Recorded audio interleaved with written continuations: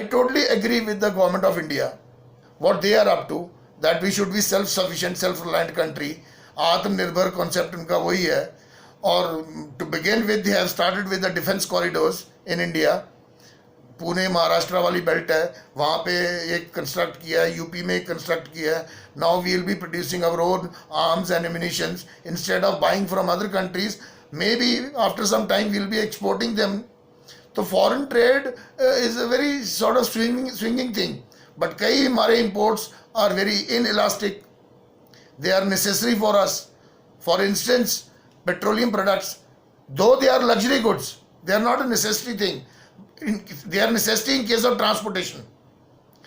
But again, there is a lot of philosophy. The Scandinavian countries has already adopted the electric vehicles, emission free vehicles. अब वहाँ से start हुआ है. May be after 15, 20, 25 years we will also follow. May be by force हम follow करें उसको. तो foreign trade में बड़ा कुछ है.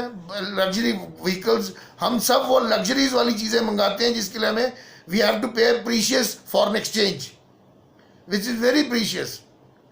और एक्सपोर्ट वो करते हैं जिसपे वी जस्ट गेट पीनट्स. हमारे छोटे थोड़े से पैसे मिलते हैं बस हमको. तो ये डायरेक्शन हमारी. ज़्यादातर मसाले, स्पाइसेस, ठीक है, कॉटन,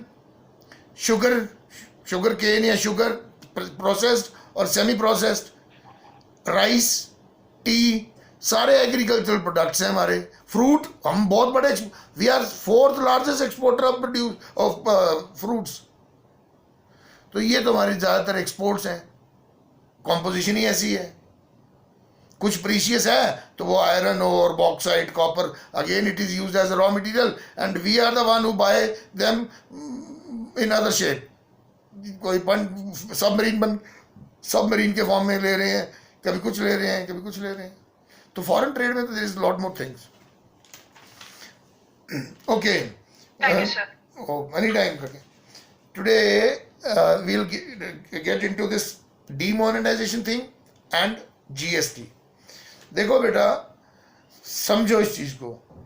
डीमोनेटाइज करना means the currency which is being prevailed in country, abruptly उसको स्टॉप कर देना ओवरनाइट, विद इन 6 hours के नोटिस में कि आफ्टर 6 hours या विद इन इतने टाइम ये it will not be a legal tender.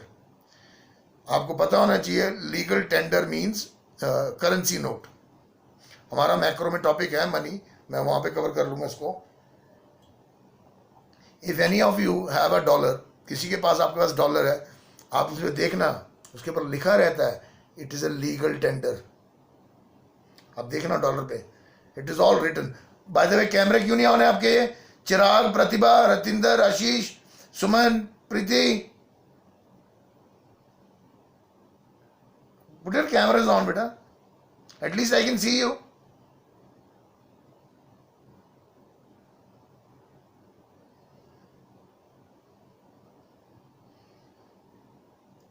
और इनको डोंट पुट देम ऑफ, इनको रहने देना.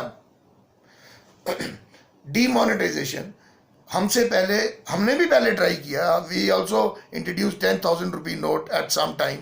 मेरे डैड चिनार में असिस्टेंट मैनेजर थे, तब मैंने देखा उधर लक्ष्मी की फोटो के ऊपर 10,000 रुपीज़ का नोट लगा होता था. तो हमने वो टाइम पे भी किया है. But sometimes it succeeds, sometimes we fail.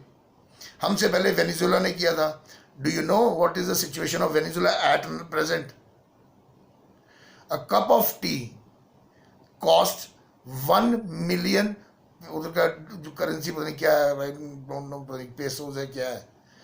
1 lakh और 1 million, 10 लाख उनकी करेंसी का एक कप ऑफ कॉफ़ी है. इन्फ्लेशन, ये उनकी एक्सपेरिमेंटेशन की वजह से ही हुआ है सब. और भी कंट्रीज ने डीमोनेटाइजेशन किया था. हमने पहले भी कर चुके हैं, लेकिन हमने फेजेस में किया था. बट दिस टाइम जो डीमोनेटाइजेशन है, मुझे याद है हमारा स्कूल के ड्राइवर हैं, उनकी बेटी की शादी थी उस दिन. तो मैं सगन दे के आया था, तो आते ही न्यूज़ सुनी थी मैंने. तो मैंने तो अपने मन में ही सोचा, मैं 1,500 तो मेरा तो लग गया.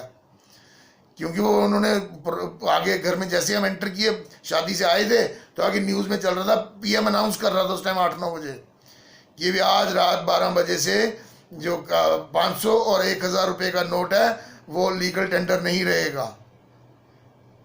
तो डीमोनेटाइजेशन एक इस तरह का प्रोसेस था, एक गवर्नमेंट पॉलिसी जिसमें गवर्नमेंट ने करेंसी का स्टेटस को विड्रॉ कर लिया था, जो उसकी परचेजिंग पावर है या उसकी पावर टू ट्रांजैक्शन है उसको सीज कर दिया था।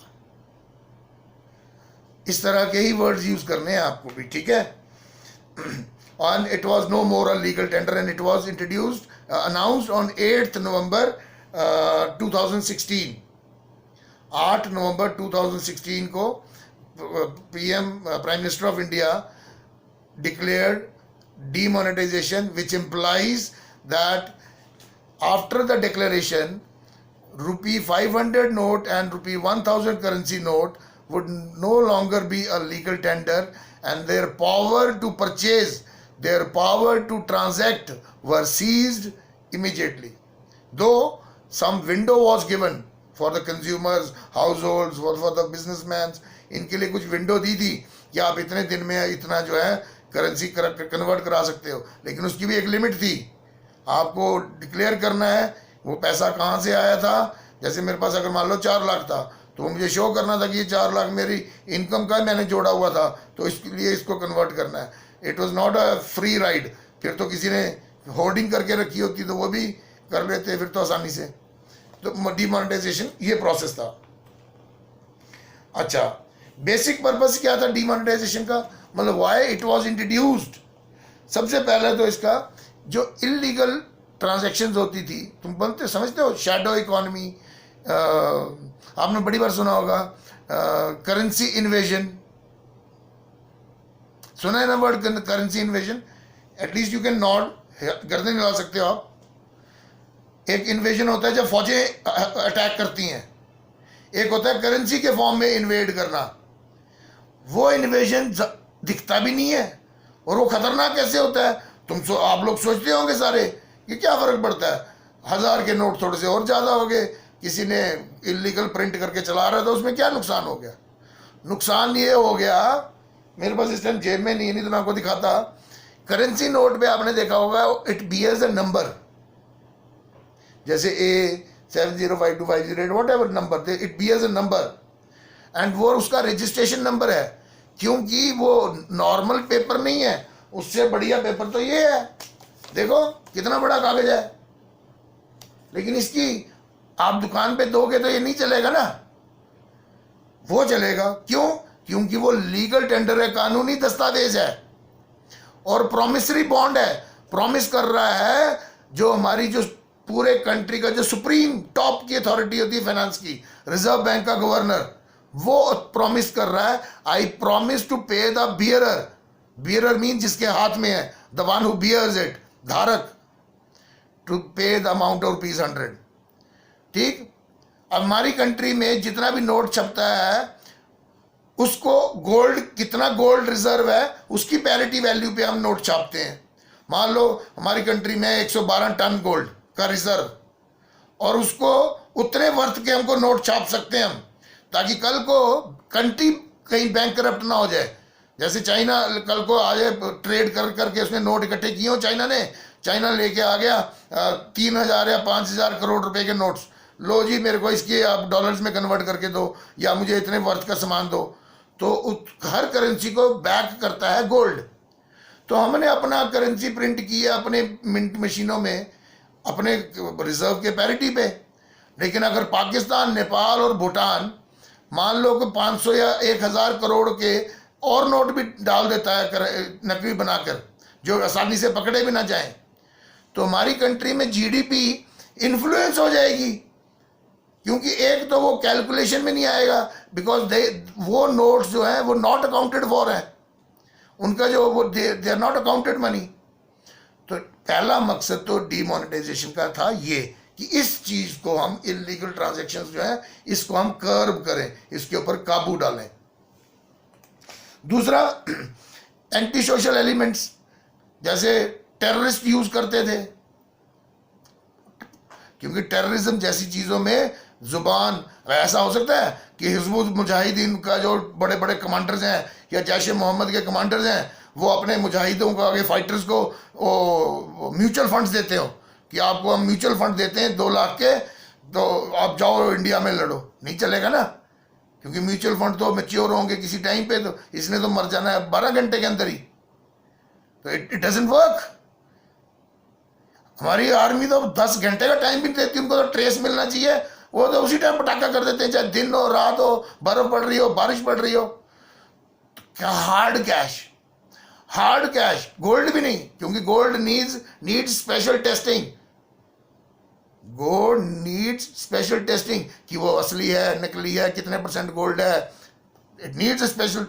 लेकिन currency note is readily available, readily acceptable, इसीलिए भी ये जरूरी था कि हम एकदम एब्रप्टली डीमोनेटाइज करें। ये ऑब्जेक्टिव थे सरकार के, ये अच्छी, इसमें से अच्छी चीजें कम ही निकली हैं, अभी हम बताते हैं, अभी हम डिस्कस करेंगे इसको, इसमें से अच्छाई कम ही निकली है, लेकिन गवर्नमेंट के ऑब्जेक्टिव्स ये थे। ब्लैक मनी जो देश में छुपा के रखा है लोगों ने, होल्ड करके रखा है, आई होप तुम्हें पता है होर्डिंग क्या होती है और why hoarding is a bad thing, I guess आपको पता होगा, हाँ या ना? गर्दनें हिला के, 3 गर्दनें 4 हाँ में हिल रही हैं। होल्डिंग होती है जमाखोरी, करेंसी को, नोटों को दबा के रख लेना, छुपा के रख लेना। तो अगर मेरे पास आ गया पैसा बहुत, 1 करोड़ रुपया, मैंने 1 करोड़ रुपया घर में खड्डा खोद के रैप करके रख दिया, 10 साल के बाद निकालूंगा तो शायद कुछ गल ही गए, कुछ कम ही हुए होंगे, ज्यादा तो नहीं हुए होंगे। लेकिन अगर वही 10 करोड़ रुपया मैंने मार्केट में चलाया होता तो 1 करोड़ मेरे को भी फायदा होना था, दूसरे को भी होना था, उसकी भी प्रॉस्पेरिटी होती है। हम मनी करेंगे, जब मनी करेंगे तब उसकी बड़ी डिटेल्स आपको समझाऊंगा मैं आपको। तो एक ऑब्जेक्टिव ये था, to stop the black money. अच्छा, फिर टैक्स इवेजन, टैक्स इवेजन बहुत बड़ा एक हमारे यहाँ, तो उससे भी लोगों को थोड़ा सा कंट्रोल करने के लिए डिमोनेटाइज किया गया। लेकिन लोगों को इसमें प्रॉब्लम्स बड़ी हुई, because people were standing in the long queues to replace their old notes with the new currency, तो लोगों को ये प्रॉब्लम भी हुई डिमोनेटाइजेशन में। लेकिन इसका सबसे बड़ा फायदा ये हुआ, जो ऑब्जेक्टिव था उस गवर्नमेंट का, कि गवर्नमेंट के पास जितना cash which was flowing in the economy within the period of 3, 4, 5 months, it all almost came back to government of India। मतलब बैंकिंग सेक्टर में सारा पैसा वापस आ गया। इससे एक अच्छी चीज ये हुई कि बैंकिंग सेक्टर थोड़ा हेल्दी हो गया। हेल्दी होने से क्या होता है, नीरव मोदी जैसे ही थोड़ा हेल्दी हुआ, नीरव मोदी, मेहुल चोकसी 10-10, 11-11 हजार करोड़ का चूना लगा के भागे।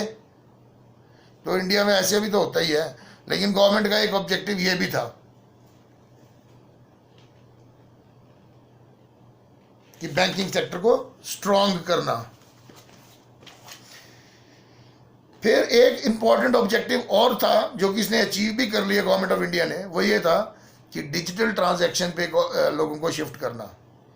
Digital transaction is a clean money, जिसको हम ई मार्केटिंग, जैसे आप ऑनलाइन शॉपिंग करते हो, इसका फायदा क्या होता है, करेंसी प्रिंट कम की जाएगी, करेंसी प्रिंट करने के ऊपर जितना खर्चा आता है वो होगा, कितनी चीज़ें हम कॉस्ट कटिंग कर सकते हैं इससे, क्योंकि जो इलेक्ट्रॉनिक और डिजिटल पेमेंट होती है उसमें तो वैल्यू आंकी जाती है वैल्यू के हिसाब से, होता तब भी उतना ही गोल्ड है, गोल्ड के रिजर्व तब भी उसको उतने ही होते हैं, करेंसी वैल्यू मनी उतना ही फ्लो हो रहा होता है, लेकिन वो डिजिटाइज फॉर्म में होता है, तो जिससे कि करेंसी ना फटती है, ना डेप्रिशिएट होती है, ना टॉर्न होती है, और जिसके कारण ना हमें रीप्रिंट या उसके ऊपर किए गए खर्चे करने पड़ते हैं, फ्रॉड कम होते हैं, इस तरह की चीज़ें। तो गवर्नमेंट ने एक ये ऑब्जेक्टिव था कि people will move to a digital marketing, digital transactions, और वो हुआ भी। तो ये थे 5, 7, 8 ऑब्जेक्टिव्स जिसको सोच के सरकार ने डिमोनेटाइजेशन इंट्रोड्यूस की थी। नाउ कुछ इसके साथ जो अच्छा नहीं हुआ, कि व्हाट बैड हैपन या डीमेरिट्स क्या हुए इसके, देखो मोटे मोटे तो पहले ये हुआ कि इंडिया एक, we are under developed, we can't say under developed, but we are a developing country. और डेवलपिंग कंट्रीज में लोग जो होते हैं कैश ड्रिवन इकोनॉमीज होती हैं, क्योंकि छोटे छोटे लेवल पे सब कुछ चल रहा होता है, तो वो कैश पे ही ज़्यादा ट्रांजैक्शन चल रही होती हैं। तो सबसे पहला नुकसान तो ये हुआ कि कैश डिप्राइव्ड हो गए लोग। आपको तो पता नहीं बेटा, आप तो स्टूडेंट थे और शायद आपको याद भी नहीं होगा, अभी 3-4 साल हो गए और लोगों की मेमोरी बड़ी शॉर्ट होती है। मैं दिल्ली में गया था केवी प्रिंसिपल का रिटर्न देने के लिए, एग्ज़ाम देने के लिए।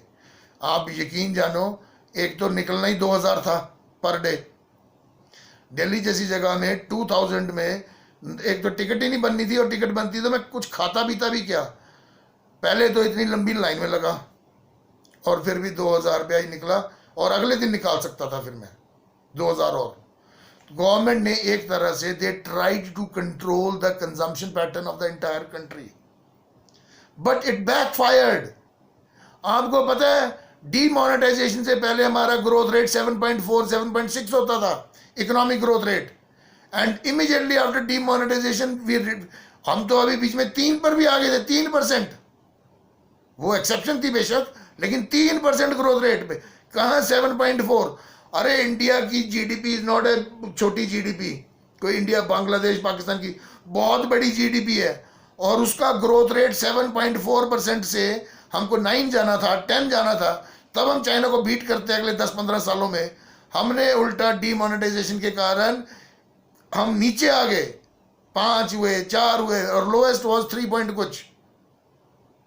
ये नुकसान हुआ, और ये अभी भी हम वी आर स्टिल नॉट, हम अभी इसके बाहर गए नहीं है, हम इससे अभी भी बाहर नहीं निकले हैं, हम अभी भी उसी में ट्रैप में हैं। अभी भी दूसरा कोविड ने हिट कर दिया, कोविड ने हिट किया तो हमारी जीडीपी पता कितना नीचे गया, जीडीपी सिर्फ ग्रोथ रेट, जीडीपी -29.3%। मतलब जो अमाउंट ऑफ सामान जो हम बनाते थे, the amount of goods which we use to produce in 1 year, it fell by 29.3%। अरे ये बहुत बड़ी बात है बेटा, ये जीडीपी के तो 0.1% भी बहुत होता है। पूरे हिंदुस्तान की एजुकेशन के ऊपर हमने पढ़ा था ना, कितने 0.6%, कितने 6, ये 6% था खर्चा होता है। तो जब वो 29% रिड्यूस हुई तो सोचो कितना नुकसान हुआ होगा हमारा, और इसको रिकवर कैसे करना है। जबकि प्राइम मिनिस्टर दावा कर रहे थे 1.5 साल पहले कि we are going to be a 5 trillion economy. उस टाइम वो इसलिए बोल रहे थे क्योंकि उस टाइम पर हम थे 4.8 पे, हम 4.8 ट्रिलियन के आसपास थे, और हमसे ऊपर था ब्रिटेन। हम तो अभी फिर और नीचे आ गए उल्टा। तो डीमोनेटाइजेशन का डोमिनो इफेक्ट समझते हो, कि डोमिनो इफेक्ट मतलब जब एक चीज के कारण दूसरी चीज हो, दूसरी चीज के कारण तीसरी चीज हो, डीमोनेटाइजेशन से वो डोमिनो इफेक्ट हुआ। अच्छा, दूसरा, कैश क्रंच ने सबसे नुकसान क्या किया, जो हमारी शैडो इकोनॉमी है, जिसको हम अनऑर्गेनाइज्ड सेक्टर कहते हैं। हमारे यहाँ पे तो ज़्यादा ठेले वाले, सब्जी वाले, ये छोटे छोटे बिजनेसमैन, छोटा छोटा बिजनेस करने वाले लोग, ज़्यादा क्वांटिटी में तो वही है ना। अंबानी अडानी तो गिनती के मुश्किल से 10-50-100 होंगे, लेकिन छोटे वाले तो करोड़ों हैं, ज़्यादा बेस तो वो वाले लोग हैं।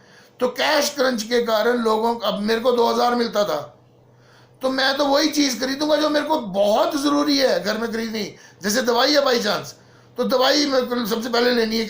जैसे मान लो मेरे मम्मा की, पापा की, किसी की दवाई है, तो मैं तो सब्जी नहीं ले पाऊंगा क्योंकि 2000 खत्म हो जाएगा। तो डीमोनेटाइजेशन ने बहुत तरह की प्रैक्टिकल प्रॉब्लम्स सामने रख दी हमारे। तो एक ये नुकसान हुआ, और इसी के कारण जॉब लॉस हुआ। अनऑर्गेनाइज सेक्टर, जो समोसे लगाते थे, चाय बनाते थे, जो कैश पे काम करते थे, जो लोग छोटे छोटे बिजनेसमैन जो रॉ मटेरियल खरीद के लाते थे, फिर अपना सामान बनाते थे, वो रॉ मटेरियल कैसे खरीदेंगे? 2000 रुपये तो उनको सिर्फ निकालने की कैपेसिटी है, तो 2000 में कितना रॉ मटेरियल खरीद के ला सकते? तो इनपुट जो रॉ मटेरियल है उसमें परचेजिंग पावर को कर्टेल कर दिया डीमोनेटाइजेशन ने। फिर अनएम्प्लॉयमेंट बहुत बढ़ गई, क्योंकि इनफॉर्मल सेक्टर जो होता है, अनऑर्गेनाइज सेक्टर, और वही हमारे देश में बढ़ा है, वही जब इससे सीधा सीधा इम्पैक्ट हो गया due to non availability of cash, तो जॉब्स गई। क्योंकि दिहाड़ी कैसे देनी है, लोगों ने बिल्डिंगों में मिस्त्री कैसे लगाने हैं, लेबर कैसे लगानी है, देने के लिए तो शाम को 2000 रुपये ही तो है सिर्फ, उससे घर का खाना खाएंगे, दिहाड़ी वाले को देंगे। तो मतलब बहुत सारी की इकोनॉमिक एक्टिविटीज रुक गई, ठहर गई, क्योंकि उनके वेजेस नहीं दे पा सकते थे हम। और इसकी वजह से there was a large scale lay off होता है कि बहुत सारे लोगों की नौकरियां गई वहाँ पे। और एक डीमेरिट तो यही रहा डीमोनेटाइजेशन का कि people had to stand in the long queues, जिसके कारण बहुत सारे लोगों को हेल्थ इश्यूज भी हुए, नुकसान भी हुए। ठीक है, तो ये this is the information I have gathered regarding demonetisation. ठीक है, और डीमोनेटाइजेशन का मतलब कि जब करेंसी को, इसको हिंदी में पता नहीं क्या बोलते हैं, नोटबंदी, कि जो 2 करेंसी 500 और 1000 का नोट बंद कर दिया गया था। ये 2016 में 8 नवंबर को इंट्रोड्यूस हुआ। जो दूसरा जीएसटी वो 1 जुलाई 2017, मतलब वो 1 साल पहले इसने डीमोनेटाइजेशन हुआ, उससे रिकवर हुए ही नहीं थे हम, वो जीएसटी ठप दिया। जीएसटी भी बहुत बड़ा ब्लंडर हुआ, हालांकि it is a very good thing. Let me tell you कि 160 कंट्रीज, नहीं ये इंफॉर्मेशन नहीं होगी आपके पास, मैं बता देता हूं। It is not India who's adopted या implemented GST. There are 160 countries जो जीएसटी जो जिनमें प्रैक्टिस किया जाता है। और जिसमें अगर सबसे पुरानी डेट देखी जाए तो फ्रांस की है। फ्रांस ने ये टैक्स सिस्टम 1954 में ही अप्लाई कर दिया था, फ्रांस ने। ऑस्ट्रेलिया ने 2000 में, कनाडा ने 1991 में, फिर यूरोपियन यूनियन ने। लेकिन यूरोपियन यूनियन ने जो जीएसटी लगाया उसका नाम वो बोलते थे इनपुट वैट और आउटपुट वैट। वैट तो हमारे यहाँ भी चलता था ना, अभी 10 साल चला ही है। आपको पता है मैं कितना लड़ता था दुकानदारों से, ये भी मैं आपको मैक्रो में समझाऊंगा। वैल्यू एडेड टैक्स मतलब जो वैल्यू ऐड कर रहा है उस पर टैक्स। लकड़ी ली, ग्रेफाइट लिया, मैंने इसको ब्लेंड करके एक पेंसिल बना दी, 2 रुपए का ये था, 1 रुपए की लकड़ी थी, 3 रुपए की बनी, 5 रुपए की बेची। तो 3 रुपए की बनी, 5 रुपए की बेची से मैंने 2 रुपए की इकोनॉमिक वैल्यू ऐड कर दी ना, जिसको मैं अपना प्रॉफिट बोल रहा हूं। तो जो वैल्यू ऐड कर रहा है टैक्स तो उसको पड़ना चाहिए कि तो जो 2 रुपए मुनाफिक वैल्यू ऐड कर रहा है उस पर 10%, उसका 10% तो हमारे को टैक्स देगा। ये तो कंज्यूमर से ले रहे थे, चाहे वो चिनार सीएसडी कैंटीन होती थी, चाहे बाहर दुकान होती थी। जब बिल बनता था लास्ट में लिखते थे वैट इतने %। अरे वो कंज्यूमर कैसे दे सकता है वैट? एनीहाउ, तो यूरोपियन यूनियन में उसको इनपुट वैट और output VAT. Input VAT means जब आपने रॉ मटेरियल खरीदा उसके ऊपर, ताकि आप डबल भी जगह फायदा भी नहीं ना ले सको। अच्छा, कुछ कंट्रियों में रेट क्या है, इंडिया का तो हम डिस्कस कर लेते हैं। फ्रांस में है 5.5 से लेकर 10%। सिर्फ इंडिया के अलावा फ्रांस कंट्री है जिसमें रेंज है एक इसकी जीएसटी की। बाकी यूके में 5% फ्लैट है, मलेशिया में 6% फ्लैट है, ऑस्ट्रेलिया में 10% फ्लैट है, जर्मनी में 19% फ्लैट है, जापान में 5% फ्लैट है। फ्लैट मतलब हर चीज़ पे ही, चाहे वो आटा है 5%, चाहे वो पेट्रोलियम प्रोडक्ट है 5%, चाहे वो आप हाई एंड कार ले रहे हो 5%, तो वो फ्लैट रेट वाले हैं। इंडिया की तो रेंज ही बहुत है। पहले मैं इसके बारे में बता देता हूँ आपको कि जीएसटी का जो सबसे पहला concept, it was first conceptualised by Atal Bihari Vajpayee back in 2000, जब वो प्राइम मिनिस्टर थे, तब वो पहली बार इसको कंसेप्चुलाइज किया गया था। और इसको इसके बाद केलकर टास्क फोर्स बनाई थी। केलकर टास्क फोर्स ने इसको रिकमेंड किया था और बजट मैनेजमेंट एक्ट 2014 में इसको प्रपोज किया गया था। GST was presented by the Empowerment Committee on 10th नवंबर 2010 और 2011 में 115th कॉन्स्टिट्यूशनल अमेंडमेंट की गई इसके लिए। इनडायरेक्ट टैक्सेस को खत्म करने के लिए था ना ये, डायरेक्ट टैक्सेस का मसला नहीं है ये। VAT, GST is all about indirect taxes. और इंडिया में इनडायरेक्ट टैक्सेस कितने थे? Excise tax, entertainment tax, value tax और वैल्यू एडेड टैक्स, फिर सेल्स टैक्स, ऑक्ट्राई टैक्स, अच्छा, फिर इसमें जो स्टेट बाउंड्री पे एंटर करता है वो टैक्स, तो 9, 8, 9, 10 किस्म के थे। इन सब को इकट्ठा करके they introduced GST, one tax one nation वाला कॉन्सेप्ट के साथ। तो 115th अमेंडमेंट बिल के साथ 2011 में जब कांग्रेस की सरकार थी उन्होंने इंट्रोड्यूस किया, लेकिन वो डिसॉल्व होगी, कांग्रेस की सरकार ही चली गई, बीजेपी आ गई। तो बीजेपी ने इंट्रोड्यूस किया इसको, फिर इन्होंने दोबारा अमेंडमेंट की, तब इन्होंने की 122nd amendment, 122 122nd amendment introduce की बीजेपी ने 2014 में, और लोकसभा में ये पास हुआ 2015 में, और अप्लाई हो गया 1 जुलाई 2017 से। तब फाइनेंस मिनिस्टर था अरुण जेटली जिसने इसको इंप्लीमेंट किया था, और इसको इंट्रोड्यूस इसलिए किया गया था as a path breaking reform in indirect taxes, कि भाई कमाल कर देगा ये। लेकिन आप कमाल ये देखो कि इन्होंने हमारे यहाँ पे रेंज रखी है 0% से लेकर 28% तक। मतलब कई चीज़ें ऐसी हैं जिन पर 0% वो है जीएसटी है। मैं बताता हूँ आपको, sanitary napkins, fortified milk, fresh food, vegetable 0% GST. Coffee, T, spices and electric vehicles, क्योंकि उसको प्रमोट करना है ना इलेक्ट्रिक व्हीकल्स को, तेल वाली हैं तो बड़ी 5% जीएसटी। देखो कम में रखा है, ये गवर्नमेंट की पॉलिसीज ही तो होती हैं ताकि इलेक्ट्रिक व्हीकल्स प्रमोट हों। फिर butter, frozen meat products, Ayurvedic medicine and spectacles 12%, pasta, pastries, cakes and detergent 18%, क्योंकि थोड़े लग्जरीज में आ जाते हैं ना। Automobiles, dish washer and vending machines 28%। मतलब जितनी वो लग्जरी वाली चीज़ है उसको उतना ज़्यादा टैक्स डाल के रख दिया है। अब इसमें इन्होंने जो औरतों का मेकअप होता है ना, मेकअप की चीज़ें, इसको भी लग्जरी में डाला है, तो उसमें भी 28% ही है। तो ये तभी महंगी हो गई हैं सारी चीज़ें। ये लड़कों का ठीक है, उनको एक कंघी चाहिए होती है बस, ऐसे ऐसे चल। लड़कियों को कितना मुश्किल होती है बेचारियाँ। अच्छा, ऑब्जेक्टिव्स क्या थे जीएसटी के? सबसे पहला कि one country one tax system चले, तो वो a uniform tax system in the whole country, ये था पहला ऑब्जेक्टिव। दूसरा, to make it consumption based tax system rather than manufacturing based. अभी भी क्या है, जीएसटी एंड यूजर को पे करना पड़ता है। मतलब जैसे तमिलनाडु में चीज़ बन रही है, सामान बन रहा है, ठीक है, तो उसको वहाँ पर टैक्स नहीं लगेगा, जहाँ से बन रहा है वहाँ पर टैक्स नहीं पड़ेगा, उनको कोई जीएसटी नहीं लगेगा। वो सामान आया मान लो J&K में, जहाँ पे वो कंज्यूम होगा वहाँ पे जीएसटी पे किया जाएगा।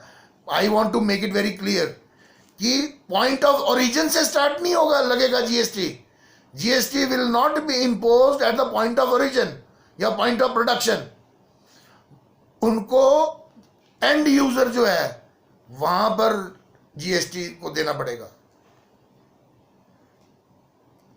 और तीसरा, to eliminate cascading effect of indirect taxes upon consumer, कि कंज्यूमर के ऊपर टैक्स के ऊपर जो टैक्स लगता था, कैस्केडिंग इफेक्ट, वही डोमिनो इफेक्ट जिसको बोलते हैं हम, वो कैस्केडिंग इफेक्ट से बचाने के लिए ये ऑब्जेक्टिव था कि एक ही बारी टैक्स लगे। दूसरा, to reduce tax evasion and corruption. अब देखो इसमें क्या होता था, अब होता था कि अब क्या पता जीएसटी में भी होता ही हो, जैसे एक्साइज टैक्स है J&K में, ये तो वो बता रहा हूँ जो what I have seen by my own experience. तो मैं ऑथेंटिक चीज़ ही बताऊंगा आपको, सुनी सुनाई बात नहीं करूंगा मैं आपको। जैसे हम दिल्ली से अगर बस से आते थे ना, तो लोग जम्मू के जो व्यापारी हैं, जो है उधमपुर के व्यापारी हैं, वो क्या करते थे, वीडियो कोच वालों से मिल जाते थे, और वो बड़े बड़े बेड होल्डर्स नहीं होते, उनके अंदर जो है वो रेडीमेड कपड़े, शर्ट्स अच्छे अच्छे हैं पैक करके, कि जैसे बेड होल्डर ही है, फिर वो छुपा के लाते थे, उस पर टैक्स नहीं देते थे, और बस वाले को कुछ दे देते थे 1000-2000 रुपया। तो कई बार हम रात को आते थे, नाइट सर्विसेज में आते थे, तो जैसे J&K में एंटर करते थे लखनपुर में, तो कई बार पूरी की पूरी बस खुलवाई होती थी, उन्होंने इतना सामान लेआउट करके रखा होता था। तो टैक्स इवेजन से बचने, अब जीएसटी है, लगना ही नहीं है लखनपुर में टैक्स। अब कंज्यूमर ने, जिसने यूज करना है उसने पे करना है, एंड यूजर ने। तो अब शरेआम लाओ, कोई चोरी नहीं करने की जरूरत। समझ आई आपको बात? तो एक ये सिस्टम था कि टैक्स इवेजन से लोगों को टैक्स चोरी से बचाना, ये भी एक इसका ऑब्जेक्टिव था। अब इसके टाइप्स हैं सीजीएसटी, एससीजीएसटी। सीजीएसटी मतलब जो सेंट्रल लगाएगी जो जीएसटी, सेंट्रल गवर्नमेंट, वो सीजीएसटी बन गया।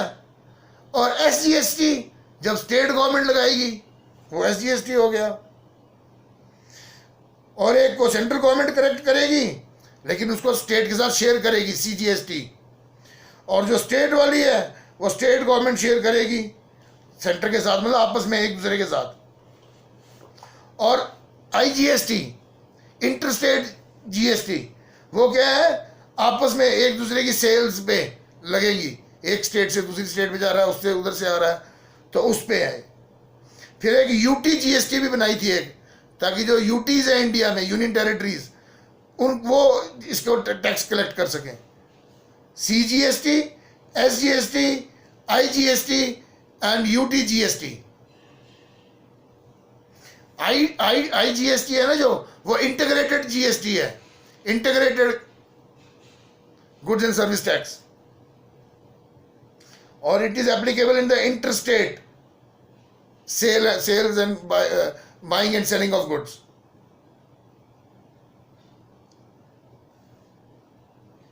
टैक्स रेट्स आपको मैं बता चुका हूं।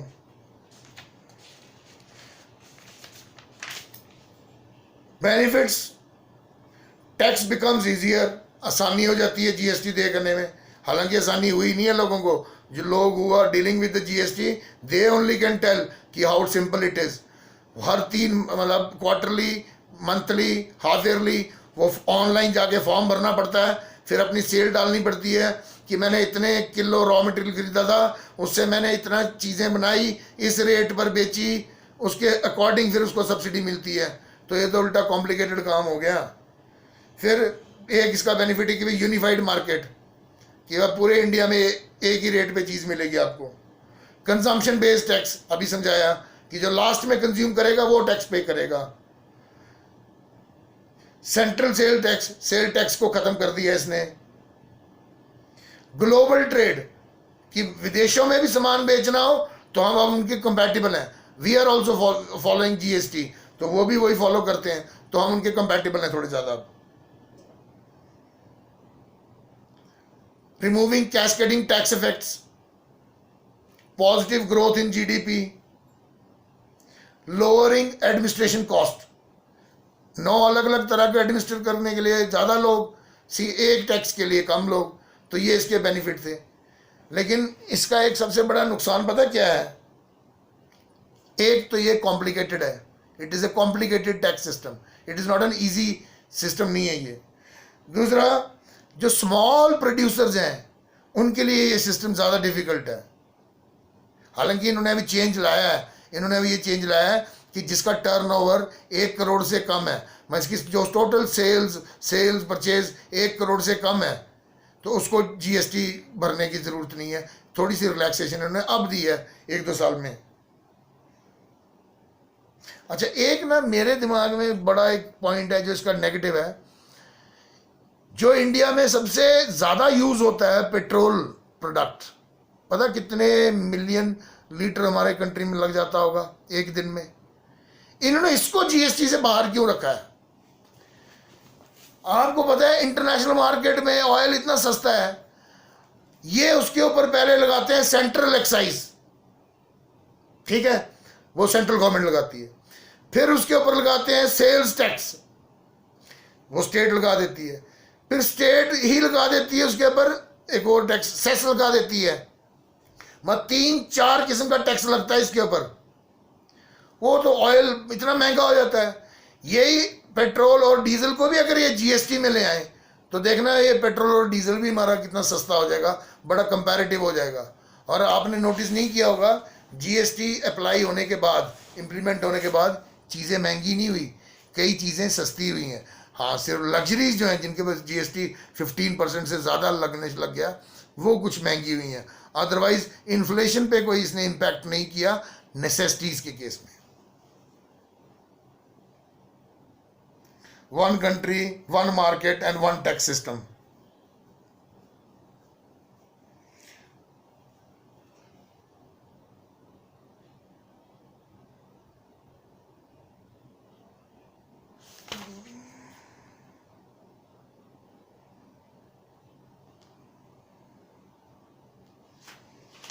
फिर जीएसटी का इन्होंने इम्पैक्ट भी बताया है कि 2018 18-19 में फर्स्ट क्वार्टर में जीडीपी में थोड़ा सा जंप आया था।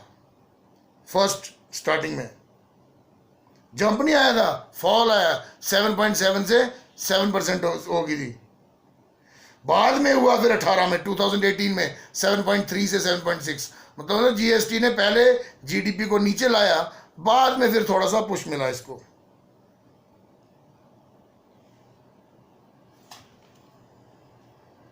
और आगे तो ये कह रहा है कि इसके होप और भी कम है कि 2020 में ये 6% से भी नीचे जा सकता है। वो तो मैं आपको बता ही चुका कि ये 6 क्या, ये तो 3 और 4 पे आ गया था अभी, और अभी कोरोना तो और नीचे ले गया।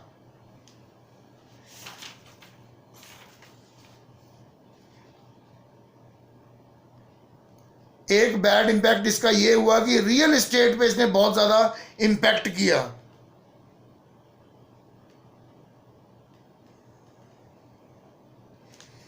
क्योंकि इन्होंने इससे 8 to 10% उसकी कॉस्ट थी ना, जो लागत, जैसे जो स्टेट इंडस्ट्रीज हैं उसमें सीमेंट यूज होगा, प्लाईवुड यूज होगा, टाइल्स यूज होंगी, तो उसमें बहुत सारी चीज़ें ऐसी हैं जिनको उन्होंने हाई कैटेगरी में डाल दिया हुआ है, तो जिसके कारण उनकी कॉस्ट बढ़ेगी तो फ्लैट महंगे बिकेंगे, तो कोई भी नहीं खरीदेगा। एक ये इम्पैक्ट हुआ। तो ये था जीएसटी और डीमोनेटाइजेशन के बारे में। अभी ऐसा है, कल आप, क्योंकि हमारा टेस्ट भी आ रहा है, कल आप तैयारी करके आओ एक चैप्टर की, किसी की, पता किसकी करो आप। Let's start with very beginning. First chapter Indian economy prior to independence. हम कल उसकी रिवीजन, डिस्कशन, टेस्ट, आप जो भी कह लो, स्क्रीन पे आई कैन सी एवरीबडी, मैं आपको रियल टाइम में देख सकता हूं, मैं आपको पूछ सकता हूं, आप मुझे स्ट्रेट अवे सुना सकते हो। बेटा ये कैमरे मत ऑफ किया करो। बोलो बोलो, क्या बोल रहे हो? बोलो बेटा, बोलो बोलो। ओ तू ही बोल कुछ, इशिता बोल कुछ। सर क्या